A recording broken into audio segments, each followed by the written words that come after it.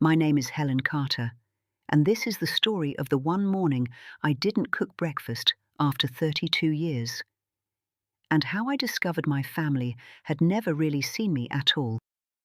For 32 years, my alarm rang at exactly 4:45 every morning. It didn't matter if I had the flu, a migraine, or had only slept 3 hours. Before the sun came up, I was already in the kitchen making pancakes on birthdays, eggs before school exams, oatmeal during the winters, and bacon every Sunday because my husband insisted it made the house feel like a real home. I packed lunches, filled coffee mugs, ironed uniforms while toast browned, and somehow made it all look effortless. By the time everyone else walked downstairs, breakfast was waiting. The kitchen smelled warm, and the day had already begun because I had started it. No one ever thanked me, not because they were cruel, because after 32 years they stopped noticing. Breakfast simply existed, just like I did. As my children grew up, married, and eventually moved back into our house to save money, the dining table became fuller than ever. My husband retired. My son and daughter-in-law occupied the guest room. My youngest daughter came home after college. Every morning there were 6 people waiting around the table, chatting, scrolling on their phones, laughing with one another while plates magically appeared in front of them. I was always standing, refilling coffee, bringing more toast, wiping spills before they dried. Somehow I was the busiest person in the room and the most invisible. Then one Tuesday, I woke up exhausted, not sick, not injured, just tired.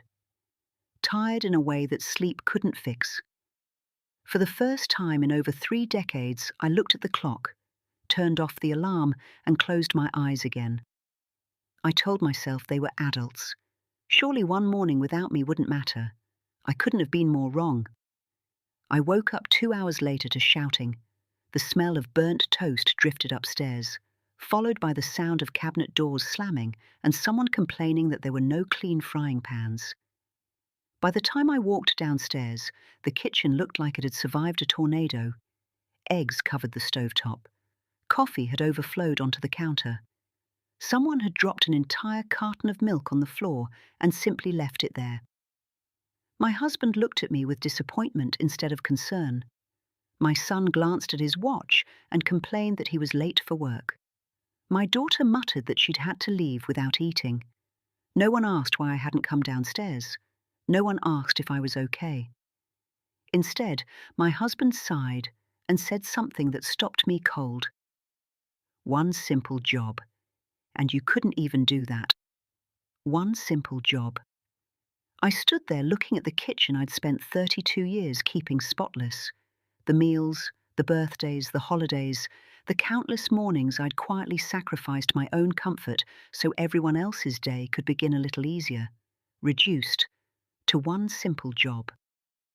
That was the moment I realized something far more painful than being unappreciated. If I disappeared tomorrow, they wouldn't miss me. They would miss what I did for them. And those are two very different things. I stood there for several seconds without saying a word. It wasn't the sentence itself that hurt the most. It was how easily he had said it, as though everything I'd done for our family could be reduced to scrambled eggs and toast. As though 32 years of waking before dawn had somehow become an expectation instead of an act of love. I quietly picked up my purse, grabbed my car keys, and walked out the front door. No one stopped me. No one asked where I was going. As I backed out of the driveway, I looked through the kitchen window one last time. They had already gone back to arguing over breakfast. Within minutes, I had been replaced by complaints about burnt bacon and empty coffee cups. I wasn't a person in that house anymore. I was a service they expected to work every morning. I drove without a destination until I found myself parked beside a quiet lake on the edge of town. I sat on a wooden bench, watching the water ripple in the morning breeze. Around me, life carried on as if nothing had happened. Elderly couples walked hand in hand. A young mother laughed as her little boy chased ducks across the grass. For the first time in years, I wasn't rushing home to prepare lunch, fold laundry, or think about what everyone wanted for dinner. I simply sat there, and I couldn't remember the last time I'd done absolutely nothing. That realization frightened me. Somewhere between raising children, supporting my husband, hosting every family holiday, remembering everyone's birthdays, and making every meal, I had stopped existing as Helen. I had become mum, wife, grandma. Will you, don't forget. But when was the last time anyone had asked what I wanted? I honestly couldn't remember. That afternoon, instead of going home, I checked into a small bed and breakfast 30 minutes away. It wasn't luxurious. The room overlooked a garden filled with lavender, and there was a rocking chair on the porch where guests could sit with a cup of tea.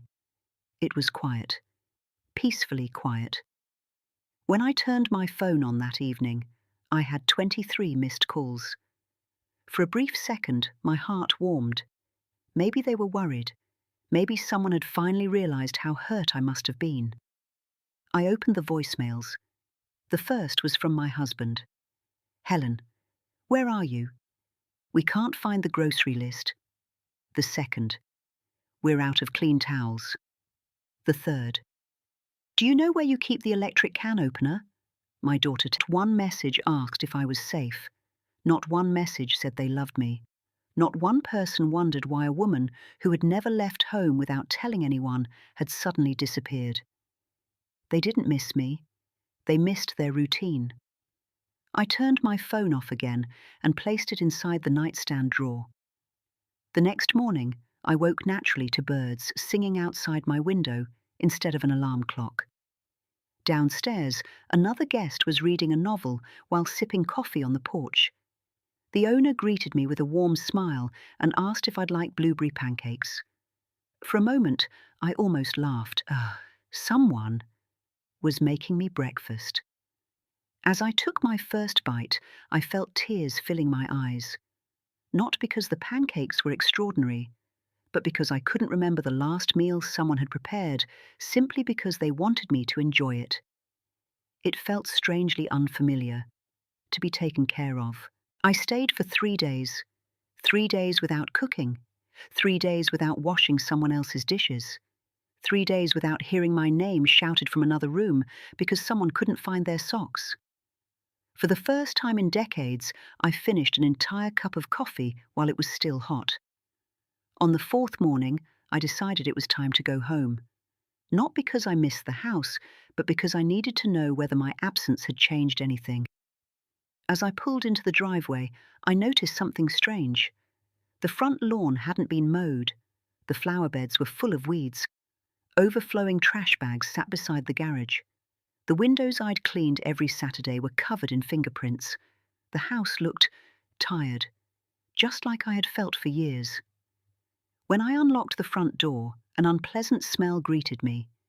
Dirty dishes filled the sink. Pizza boxes covered the dining table. Laundry baskets overflowed into the hallway. The once spotless kitchen looked like no one had cleaned it since I'd left. Then my family saw me. For a split second, everyone smiled with relief.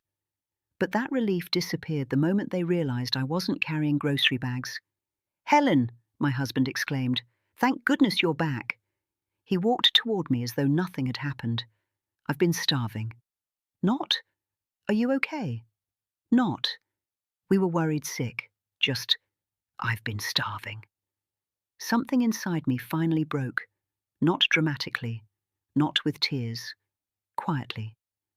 I looked around the room at 4 perfectly healthy adults, my husband, my son, my daughter-in-law, all staring at me with the same expectation, that I would walk into the kitchen and make everything normal again.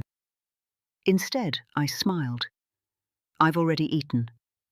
Their expressions changed. My husband frowned. "So, what's for dinner?" I looked him directly in the eyes. "I don't know." Silence. "What do you mean?"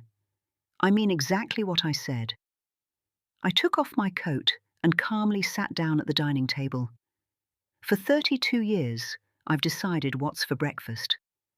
For 32 years, I've decided what's for lunch. For 32 years, I've decided what's for dinner. I folded my hands together. Tonight, you decide. No one moved.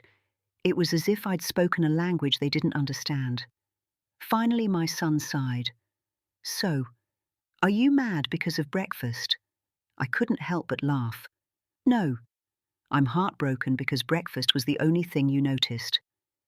The room fell silent. I slowly looked at each of them.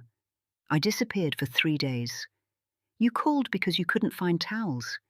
You called because there wasn't any coffee. You called because nobody knew where the grocery list was. My voice stayed calm. Not one of you called to ask whether I was hurting. I reached into my purse and placed my phone on the table. I listened to every voicemail. Nobody said a word. You didn't miss your wife. You didn't miss your mother. You missed your cook. The words landed like stones. My husband looked down at the floor. My daughter quietly wiped away a tear. Even my son couldn't meet my eyes anymore. I've spent 32 years believing acts of service were enough to make people feel loved. I smiled sadly. But somewhere along the way, I forgot to teach all of you how to love me back. I stood up. I'm not leaving this family, but I'm done being its unpaid employee. From this day forward, everyone would cook 1 night a week. Everyone would wash their own dishes. Everyone would do their own laundry. Everyone would clean up after themselves. And Sunday mornings would belong to me. Whether I wanted to sleep until 10, read a book, meet friends for brunch, or simply sit on the porch with a cup of coffee, I would no longer apologize for taking care of myself. There were no arguments, no shouting, just quiet. Sometimes silence says more than words ever can. The following Sunday, I woke naturally at 9 o'clock. As I walked downstairs, I expected another disaster. Instead, I stopped in the doorway. My husband was standing at the stove, awkwardly flipping pancakes that were far from perfect. My son was setting the table. My daughter was making coffee. The kitchen was messy. The pancakes were slightly burnt. The bacon was overcooked. But for the first time in 32 years, someone looked at me and said, "Good morning, Mum. Sit down. Breakfast is almost ready." I cried before I even reached the table. Not because they had finally learned how to cook, but because they had finally learned what I'd been trying to give them all along. It was never about the breakfast. It was about feeling loved enough that someone wanted to make your morning a little easier. Today, they still tease each other about Dad's terrible pancakes. He still burns the first batch almost every Sunday, and every time he does, he looks at me, smiles, and says, "I never realized how much love you put into breakfast." The pancakes still aren't very good, but somehow, they've never tasted better. If this story touched your heart, please like this video and subscribe for more emotional stories about family, sacrifice, resilience, and second chances. And tell me in the comments, what everyday act of love do you think people often take for granted until it's gone?